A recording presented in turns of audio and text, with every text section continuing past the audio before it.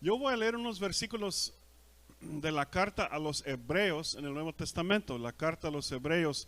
I'm going to read a few verses from the letter to the Hebrews in the New Testament. No sabemos exactamente quién escribió esta carta porque la Biblia no nos dice. Yo sospecho de que era Pablo porque tiene algunos de... Pablo escribe de tal manera, yo veo algunos de sus... podemos detectar, por ejemplo, él habla del deporte y otras cosas que vemos en Hebreos. We don't really know who wrote the book of Hebrews. The Bible doesn't tell us. I suspect that it was probably Paul because you can see some of his handiwork there in the letter. He talks a lot about sports in his letters and other things that you can find. Pero el mensaje de Hebreos es para los judíos. ¿Cuántos aquí son judíos de Israel? The message of Hebrews is to Jews. It's to the Jews. Not many of us are Jews here today. Es por eso que cuando leemos la Biblia debemos de saber un poquito de su cultura en aquel tiempo. That's why when you read the Bible you have to know a little bit about their culture. I've always said the Bible, when we read the Bible we have to use glasses. One lens is literal, is what I'm reading literal. The other lens is figurative, is what I'm reading figurative. And the bridge in the middle is culture. What was the culture of the people that were receiving this letter? Cuando leemos la Biblia ponemos nuestros anteojos. Un lente es si ese pasaje es figurativo. El otro lente si este pasaje es literal. Y el puente en medio es la cultura de la gente en aquel tiempo. So of course when you read the book of Revelation you don't take Revelation literally because it talks about throwing death and hell in the lake of fire. It has dragons and all kinds of things. Cuando leemos el libro de Apocalipsis no lo tomamos literalmente porque habla de echar la muerte en el lago de fuego. También habla de dragones y otras cosas. Sabemos que es un libro figurativo, pero sí hay libros que tenemos que tomar de una manera literal. And there are literal books, obviously. Esta carta es muy directa. This is a direct, literal letter. Pero la cultura era una cultura judía. Y los judíos por miles de años hicieron sacrificios de animales para limpiar su pecado delante de Dios. And the Jews, for thousands of years, performed animal sacrifice to receive forgiveness of sins from God.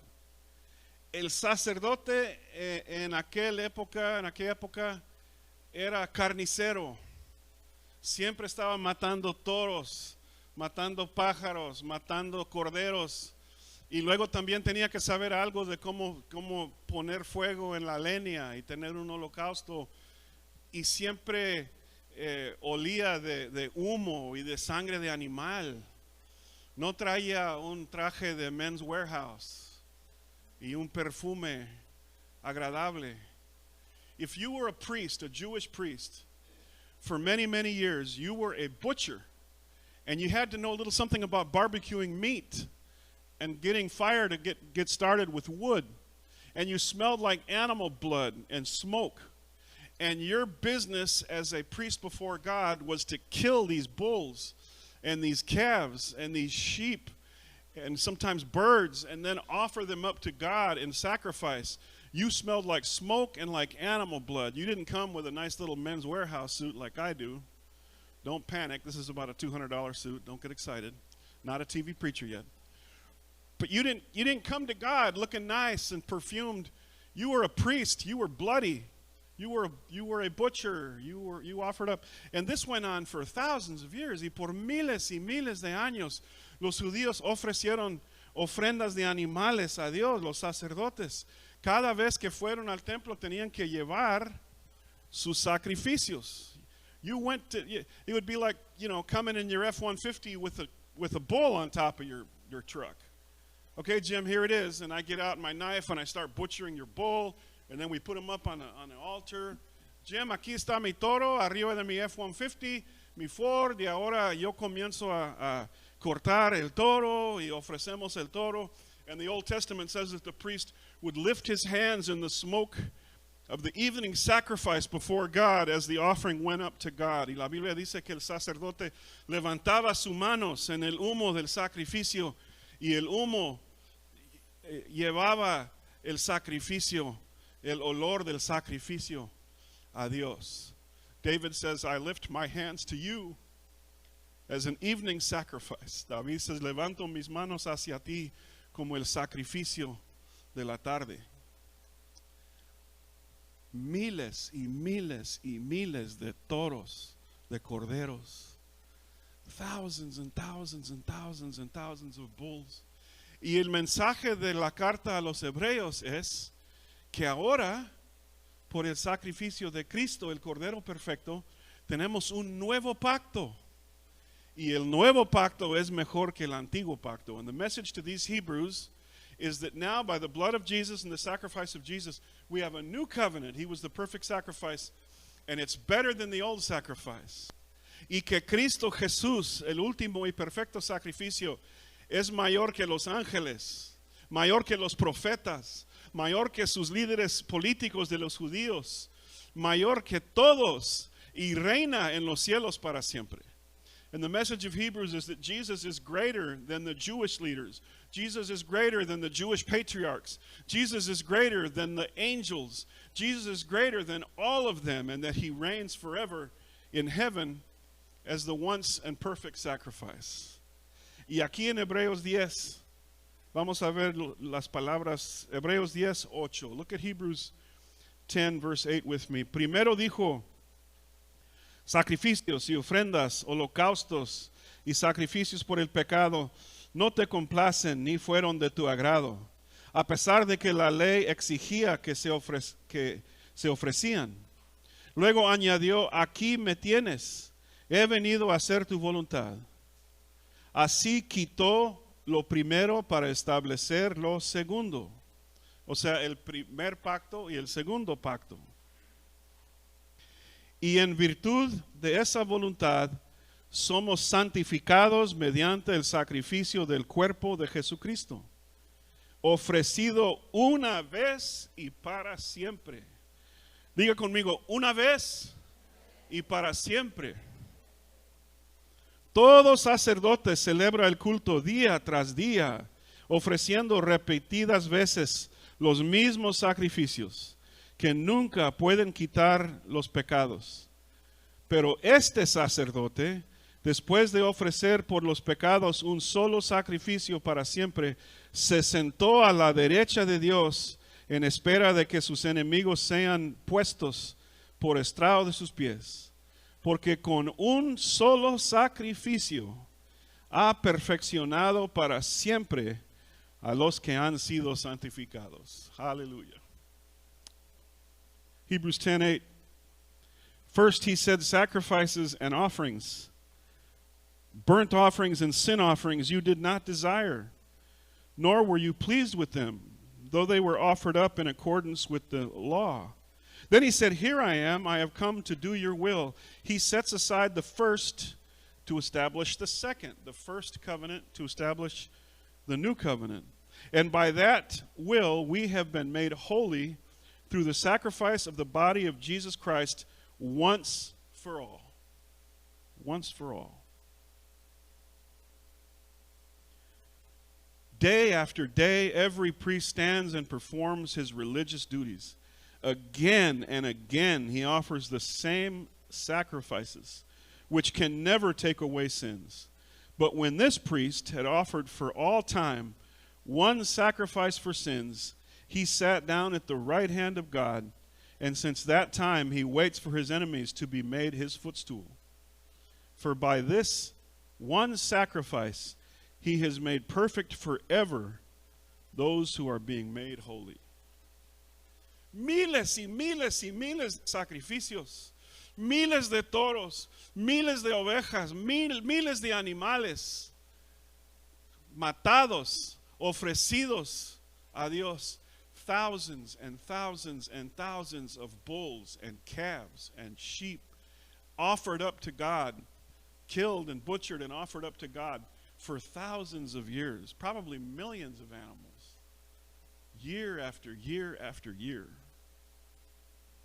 Pero cuando Dios ofreció a su Hijo unigénito, dijo, este es el último sacrificio, el último y perfecto sacrificio. But then when God gave his only son, his only perfect son, he said, this is it. This is the last and perfect and holy sacrifice for sins. Sabemos que cuando los discípulos con Cristo celebraron la Pascua, nosotros lo conocemos como la Cena del Señor, pero era la Pascua. Recuerdan que eran judíos. When Jesus and his disciples celebrated the Passover, we call it now the Lord's Supper, but it was the Passover. These were Jewish people. Y era un poco antes de su muerte, just a little bit before Jesus' death.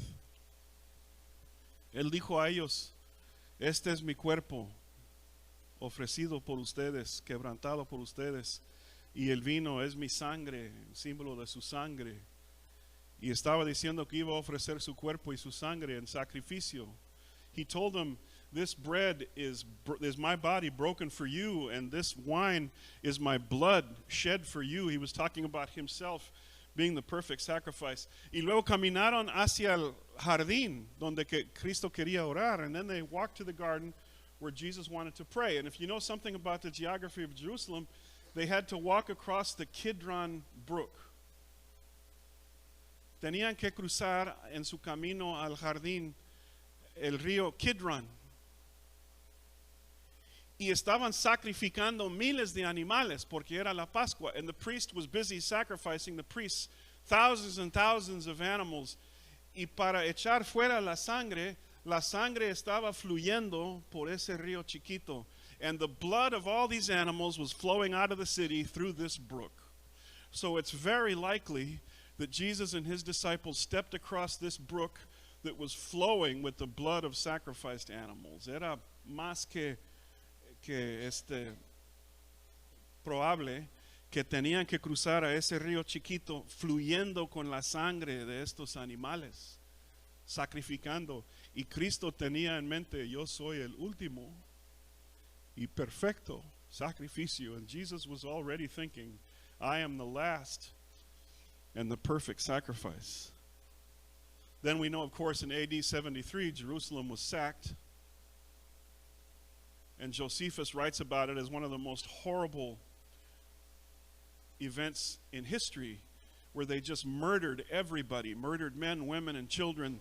Josephus talks about blood flowing in the city, and they took apart the temple brick by brick, sacrificed pigs on the altar, and then they wiped out the entire temple flat.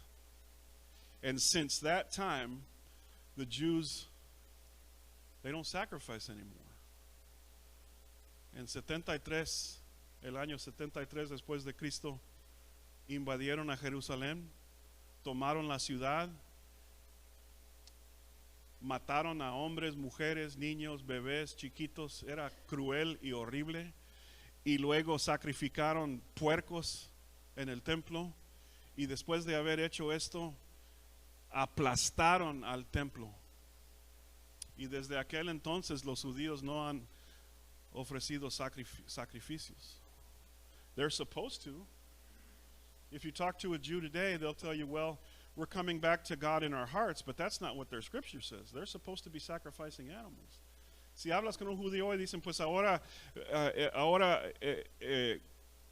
regresamos a Dios con el corazón, pero no es lo que su ley dice.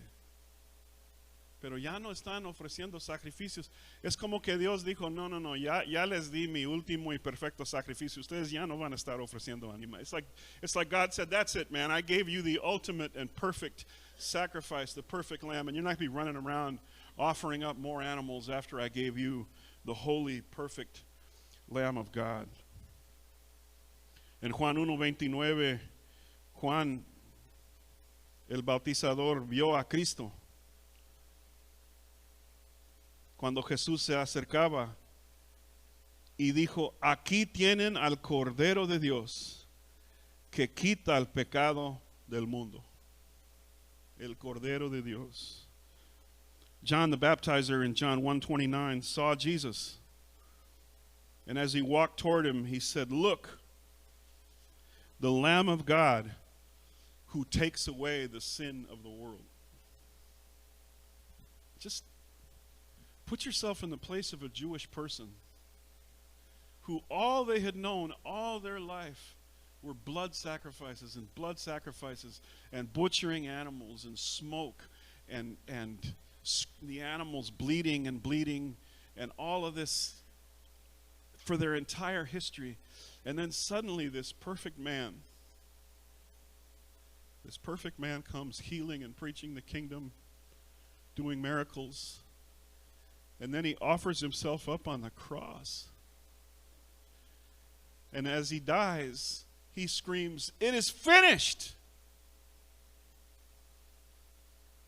Ponte en el lugar de los judíos de aquel tiempo. Por miles de años habían sacrificado animal tras animal, tras animal, tras animal. Sangre y más sangre de animal para el perdón de sus pecados. Y ahora viene este Mesías, ese Cordero perfecto, sin mancha, la Biblia dice. Y llegó predicando el reino de Dios, sanando a los enfermos, haciendo milagros, amando a la gente. Y luego, en fin, entregó su cuerpo por los suyos. Y está en la cruz, sufriendo por nosotros. Y sus últimas palabras son: consumado es. Consumado es. El último y perfecto sacrificio por nosotros. It is finished. And that's it. That was the last and the perfect sacrifice for our sins. That's it. It's finished. Nosotros hoy en día, más que 2000 años después del sacrificio del Cordero de Dios, todavía tenemos pecados, problemas, dificultades. We, more than 2,000 years after the sacrifice of the perfect Lamb, Jesus, we still have problems, difficulties, sins. En nuestros matrimonios a veces hay noches oscuras del alma. In our marriages, sometimes you have dark nights of the soul. Hablando del matrimonio, este viernes, otra oportunidad para otra conferencia de matrimonios en La Jaiba a las 7:30, ¿verdad? 7:30. Siempre es bonito. Ariel y Shirley tienen mucha sabiduría y van a dar otra conferencia. If you want a marriage conference this Friday night, Ariel and Shirley are going to be giving one at 7:30 at La Jaiba. But marriages still have dark nights of the soul. We still have problems in the world with sin and trouble. Pero saben, ahora podemos ser perdonados, salvos, limpios del pecado. Ahora, una vez y para siempre, Cristo ofreció su cuerpo por nosotros. Y ahora no tenemos que vivir en pecado, ya no tenemos que vivir con remordimiento. Alguien me dijo una vez: yo no puedo dormir cada noche, estoy en mi cama pensando en todas las cosas que he hecho en mi vida y pasando por remordimientos y sud y mira, no tienes que pasar por eso. Cristo Jesús ofreció su cuerpo por nosotros y ahora podemos ser libres del pecado, libres de toda maldad. La Biblia dice, we got problems, we have issues, but you know what we don't have? We don't have sin that's going to drag us to hell anymore. We don't have a sin that's going to take you for all of eternity separated from God, because Jesus, as the ultimate and perfect sacrifice, gave his life for us. And now we can be free from sin, we can be free from guilt.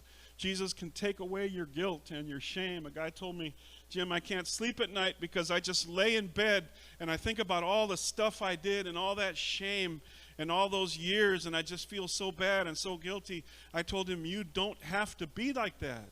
Jesus Christ comes and he can wash away all of our sins and all of our shame and all of our regret. He can just take it away. Why? Because he offered himself up once and for all as the perfect sacrifice. En nuestra iglesia no ofrecemos dichos bonitos, no les ofrecemos tácticas para salir de los problemas ofrecemos un Cristo Jesús todopoderoso que nos compró vida eterna y que todavía transforma vidas con su poder y con su sangre. In our church, we don't offer tactics to get out of your problems or formulas for success. In our church, we offer you a risen and living Savior, a Jesus Christ who offered himself once and for all, that can come and can change you and save you and transform you from the inside out and give you a brand new life. A brand new life. Por supuesto, todos necesitamos tips para la vida. No estoy diciendo que no. Yo necesito, por eso Dios creó a YouTube, ¿verdad? Para todos nosotros. Pero YouTube no puede salvarnos, no puede transformarnos, no puede limpiarnos. Of course, you need coaching and tips and life's lessons, and I'm always going into YouTube to get help with different things. But YouTube didn't die on the cross for me. I'm not going to find salvation there. I'm not going to find a transformative power that can change me from the inside out. Only Jesus was the ultimate and the perfect sacrifice. Mi consejo para todos es siempre: mira el Cordero de Dios. Mira el Cordero de Dios. Si estás en pecado, mira el Cordero de Dios. Si estás en crisis, mira el Cordero de Dios. Si no puedes dormir de noche, mira el Cordero de Dios. Si tienes enfermedades, necesidades en tu vida, si no puedes parar de hacer hábitos, vicios, mira el Cordero de Dios. ¿Qué dice el himno? Porque solo Él puede salvarte.